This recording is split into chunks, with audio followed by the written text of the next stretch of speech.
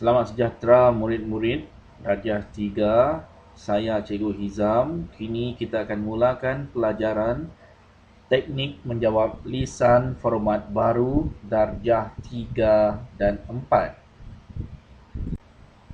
Untuk lisan Darjah 3 dan 4, ada pembahagian markah iaitu bacaan sebanyak 10 markah dan juga gambar 10 markah. Maka jumlahnya menjadi 20 markah untuk peperiksaan akhir tahun. Teknik bacaan sebanyak 10 markah. Setiap pembelajaran kita mempunyai matlamat. Untuk bahagian teknik bacaan, matlamat kita agar pelajar dapat membaca dengan menggunakan sebutan baku iaitu A, E, I, O dan U sebanyak 5 markah, manakala membaca dengan menggunakan intonasi gaya yang sesuai 5 markah lagi. Jadi untuk bahagian ini jumlahnya 10 markah. Kini kita lihat senarai berikut. Semut atau semut. Selalunya kita akan menyebut semut, S-E-M-O-T. Tetapi dalam peperiksaan kita akan ambil kira S-E-M-U-T kerana berdasarkan ejaan semut kita akan sebut perkataan itu sebagai semut. Sama juga saya atau saya. Saya fikir kamu bersetuju bahawa bunyinya sepatutnya saya. Yang ketiga, sepit atau sepit. Di rumah selalunya awak menggunakan sepit. Namun sebutan yang betul ialah sepit. Yang keempat pula, pudar atau pudar. Ingat murid-murid, huruf R itu harus disebutkan. Rrrr, macam enjin berputar. Pudar, bukan pudar ya.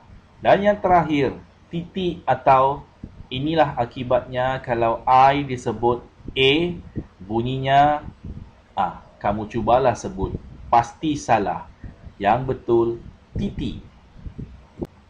Sebagai peringatan dalam bacaan, sebutan guru-guru akan memberikan 5 markah, manakala intonasi 5 markah, jumlah kedua-duanya 10 bagi bacaan sahaja. Baik murid-murid, kenal pasti sebutan yang salah bagi petikan ini. Dengar dengan teliti ya. Pada suatu hari, Hakimi ingin mengajak Syaistah memancing. Saya tidak boleh mengikut awak, Hakimi, kata Syaistah sedih.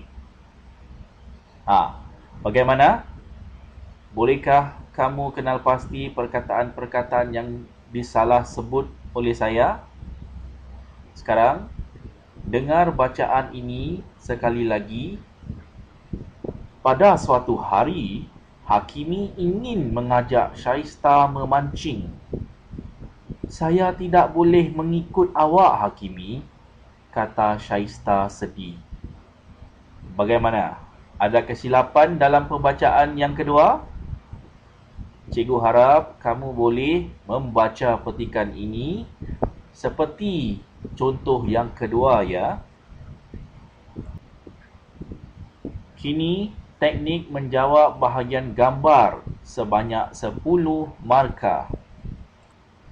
Bahagian ini juga kita perlu capai matlamatnya, iaitu pelajar dapat mengenal pasti bahagian dalam gambar dan isi-isi. Melaporkan tentang isi-isi dalam gambar akan diberikan 5 markah, manakala memberi pendapat tentang isi-isi dalam gambar sebanyak 5 markah lagi. Cikgu akan jelaskan bagaimana kamu boleh meraih markah penuh sebanyak 10 markah. Cikgu ingin ingatkan, dalam bahagian ini, isi akan diberikan 5 markah, manakala respons 5 markah lagi, maka menjadi 10 markah. Sekarang kita lihat gambar berikut. Apa yang kamu lihat? Berapa jumlah murid yang ada dalam bilik darjah ini? Bagaimanakah keadaannya? Dan banyak lagi yang kamu boleh ceritakan. Namun demikian, cikgu mahu kamu menceritakan kandungan gambar ini dengan teratur. Sebagai permulaan, kamu perlu memberikan 2 gambaran, iaitu tempat ini menunjukkan situasi atau keadaan di sebuah bilik darjah. Bilik darjah ini ada beberapa orang pelajar. Ya, ada 2 gambaran yang kamu perlu katakan, beritahu guru-guru yang menilai kamu. Setelah itu, kamu perlu pisahkan gambar yang kamu lihat menjadi 4 bahagian, iaitu atas kiri, atas kanan, bawah kanan, dan bawah kiri. Kemudian, ikut putaran jam. Petak pertama sepatutnya di atas kiri gambar, diikuti dengan gambar petak kedua, iaitu atas kanan, diikuti dengan petak ketiga, bawah kanan, dan yang terakhir petak keempat, bawah kiri. Kini bahagian isi dan pendapat. Untuk pengetahuan murid-murid, isi adalah aktiviti-aktiviti yang dilakukan orang-orang dalam gambar, bukan jumlah orang dalam gambar. Contohnya, lihat bulatan-bulatan yang ada pada gambar. Walaupun ada 7 orang dalam gambar ini, sebenarnya hanya 5 sahaja isi yang berbeza. Di atas kiri gambar ada 2 orang, di atas kanan ada seorang, di bawah kanan ada seorang lagi, dan di bawah kiri kita lihat 3 murid lelaki yang sedang bermain dengan penyapu.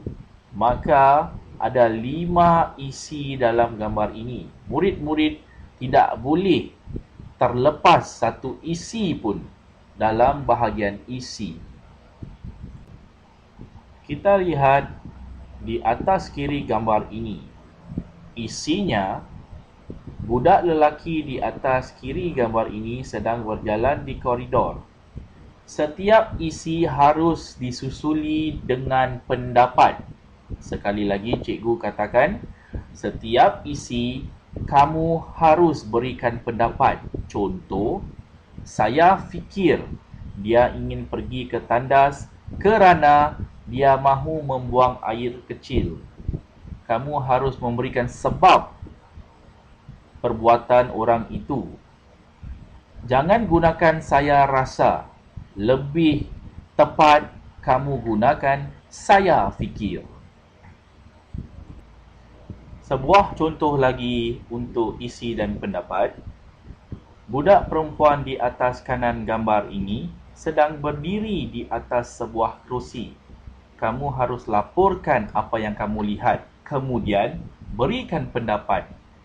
Saya fikir dia ingin membersihkan papan tulis kerana papan tulis itu kotor. Ingat, berikan sebab bagi pendapat kamu itu. Jika kamu telah melaporkan ke semua isi dalam gambar dan juga berikan pendapat-pendapat bagi isi-isi tersebut, sebelum kamu akhiri, kamu mestilah melafazkan ayat berikut. secara keseluruhan, tempat dalam gambar ini ada ramai orang, atau mungkin bersih, atau kotor, atau tidak ramai orang, berdasarkan apa yang kamu lihat dalam gambar. Sekali lagi, sebelum kamu akhiri sebagai penutup, kamu harus lafazkan perkara secara keseluruhan tempat dalam gambar ini ada ramai orang. Sekarang, lihat gambar berikut. Kamu akan cuba memberikan isi dan juga pendapat tentang apa yang kamu lihat dalam gambar ini. Terangkanlah isi gambar ini kepada ibu bapa kamu atau ahli-ahli keluarga yang lain, supaya mereka dapat mendengar dan menilai penerangan kamu bagi gambar berikut. Inilah tugasan kamu. Berdasarkan apa yang kamu dengar dan pelajari sebentar tadi, tuliskan jawapan kamu dalam sehelai kertas kajang A4 bergaris. Kamu boleh rujuk semula teknik menjawab bahagian gambar. Hantar tugasan ini kepada saya pada hari Isnin yang akan datang. Selamat mencuba. Untuk membantu kamu, sila rujuk contoh berikut. Kamu salinkan hal-hal nombor 1 hingga 6. Isikan ruang kosong berdasarkan gambar latihan amali. Setelah kamu selesai, cuba kamu ceritakan semula dengan membaca contoh-contoh yang kamu catatkan kepada ibu bapa atau ahli-ahli keluarga. Ingat murid-murid, jika kamu mengikuti nasihat saya yakin kamu akan mendapat 10 markah bagi penerangan gambar. Cuba ya, jangan tidak-tidak. Sudahkah kamu selesai tugasan ini? Ingat, setiap tugasan ialah amanah. Doa sebelum mula, usaha hingga berjaya. Sampai kita jumpa lagi pada hari Isnin. Selamat mencuba.